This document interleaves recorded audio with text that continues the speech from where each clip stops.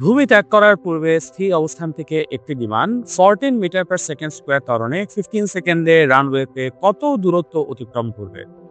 মনে করি এই হচ্ছে আমাদের স্থির অবস্থার সেই বিমান, যে বিমানটি তার অবস্থান থেকে মোট ধরে নিচ্ছি এস দূরত্ব অতিক্রম করবে, যার ত্বরণ 14 মিটার পার সেকেন্ড স্কোয়ার।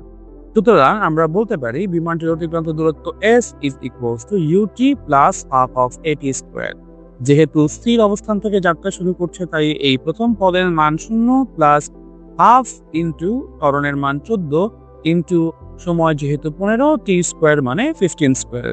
14 কাটাকাটি করে 7, আমরা বলতে পারি 7 into 225 because 15 square equals to 225।